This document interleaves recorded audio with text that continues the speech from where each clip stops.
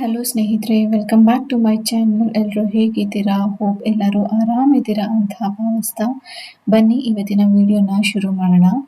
ಇವತ್ತು ನಾನು ನಿಮಗೆ ಒಂದು ಕುಕಿಂಗ್ ವಿಡಿಯೋನ ಹಾಕ್ತಾ ಇದ್ದೀನಿ. ಈ ವಿಡಿಯೋದಲ್ಲಿ ನಾನು ಚಿಕನ್ ಚಾಪ್ಸ್ನ ಹೇಗೆ ಮಾಡ್ತೀನಿ ಅನ್ನೋದನ್ನ ನಾನು ನಿಮ್ಮ ಜೊತೆ ಶೇರ್ ಮಾಡ್ಕೊಳ್ತಾ ಇದ್ದೀನಿ. ಬನ್ನಿ ಶುರು ಮಾಡೋಣ. ಮೊದಲಿಗೆ ಇಲ್ಲಿ ಒಂದು ಮಿಕ್ಸಿ ಜಾರ್ಗೆ ಹಸಿರು ಮೆಣಸಿನಕಾಯಿನ ತೊಗೊಂಡಿದ್ದೀನಿ. ಇದಕ್ಕೆ ಒಂದು ಗೆಡ್ಡೆ ಬೆಳ್ಳುಳ್ಳಿ, ಹಾಗೆಯೇ ಸಣ್ಣದಾಗಿ ಹೆಚ್ಚಿಟ್ಕೊಂಡಿರುವಂಥ ಶುಂಠಿ ಪೀಸಸ್ಸು, ಆಮೇಲೆ ಇದಕ್ಕೆ 1 ಸ್ಪೂನ್ ಆಗುವಷ್ಟು ಕಾಳು ಮೆಣಸು, ಸ್ವಲ್ಪ ಅರಿಶಿನ, ಸ್ವಲ್ಪ ಚಕ್ಕೆ ಲವಂಗದ ಪೌಡರು,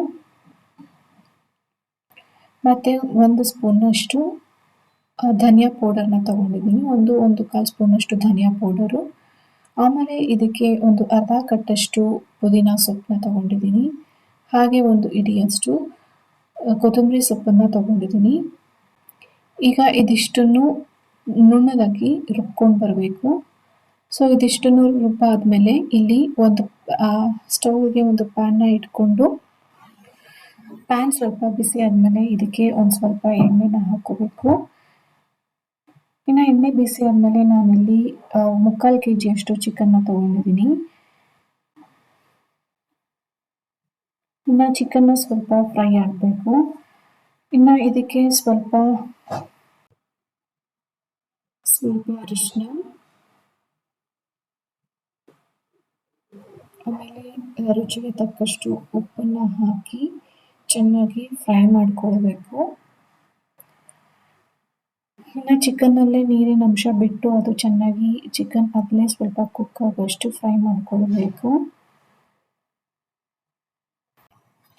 ಸ್ನೇಹಿತರೆ, ನಿಮಗೂ ಯಾರಿಗೆಲ್ಲ ಈ ಥರ ಚಿಕನ್ ಚಾಪ್ಸ್ ತುಂಬ ಇಷ್ಟ ಆಗುತ್ತೆ ಅಂತ ಕಮೆಂಟ್ ಬಾಕ್ಸಲ್ಲಿ ತಿಳಿಸಿ. ಇನ್ನು ಚಿಕನ್ ಆಲ್ಮೋಸ್ಟ್ 30% ಕುಕ್ ಆಗಿದೆ ಅಂತಂದಮೇಲೆ ನಾನು ಇದಕ್ಕೆ ಒಂದು ಸಣ್ಣದಾಗಿ ಹೆಚ್ಚಿಟ್ಕೊಂಡಿರುವಂಥ ಈರುಳ್ಳಿನ ಈ ಹಂತದಲ್ಲಿ ಸೇರಿಸ್ಕೊಳ್ತಾ ಇದ್ದೀನಿ.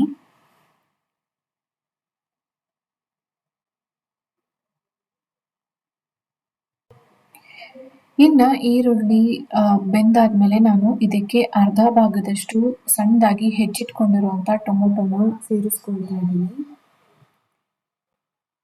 ಟೊಮೆಟೊ ಜಾಸ್ತಿ ಹಾಕೊಳ್ಳೋದು ಬೇಡ, ಸ್ವಲ್ಪ ಹಾಕೊಂಡ್ರೆ ಸಾಕು. ಇನ್ನು ಟೊಮೆಟೊ ಸಾಫ್ಟಾಗಿ ಕುಕ್ ಆದಮೇಲೆ ಇದಕ್ಕೆ ನಾನು ರುಬ್ಬಿಟ್ಕೊಂಡಿರುವಂಥ ಮಸಾಲೆನ ಈ ಹಂತದಲ್ಲಿ ಸೇರಿಸ್ಕೊಳ್ತಾ ಇದ್ದೀನಿ.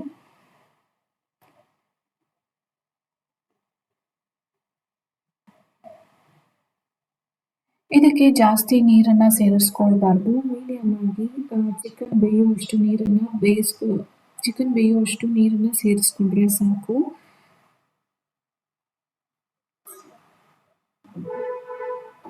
ಇನ್ನು ಮಸಾಲೆ ಎಲ್ಲ ಚಿಕನ್ಗೆ ಚೆನ್ನಾಗಿ ಹೊಂದ್ಕೊಂಡು ಅದು 10 ನಿಮಿಷ ಮೀಡಿಯಂ ಫ್ಲೇಮಲ್ಲಿ ಕುಕ್ ಮಾಡಬೇಕು.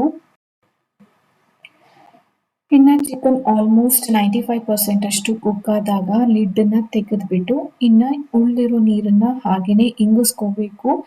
ಸೊ ನಮಗೆ ಯಾವ ಕನ್ಸಿಸ್ಟೆನ್ಸಿ ಬೇಕು ಅಷ್ಟು ಕನ್ಸಿಸ್ಟೆನ್ಸಿಗೆ ನಾವು ನೀರನ್ನ ಇಂಗಿಸ್ಕೊಂಡು ಸ್ಟವ್ ಆಫ್ ಮಾಡಿದ್ರೆ ಸಾಕು. ನಮ್ಮ ಚಿಕನ್ ರೆಡಿ ಆಗುತ್ತೆ.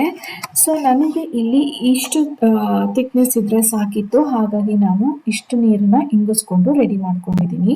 ನಿಮಗೆ ಎಷ್ಟು ಬೇಕು ಅಷ್ಟನ್ನು ನೋಡಿಕೊಂಡು ನೀವು ಸ್ಟವ್ನ ಆಫ್ ಮಾಡ್ಕೊಳ್ಳಿ. ಇನ್ನು ಈ ಚಿಕನ್ ಚಾಪ್ಸ್ ಅಂತೂ ಚಪಾತಿ ಆಗಿರ್ಬೋದು, ರೊಟ್ಟಿ ಆಗಿರ್ಬೋದು, ದೋಸೆಗಾಗಿರ್ಬೋದು ತುಂಬ ರುಚಿಯಾಗಿರುತ್ತೆ. ಒಳ್ಳೆ ಕಾಂಬಿನೇಷನ್ ಅಂತಲೇ ಹೇಳ್ತೀನಿ.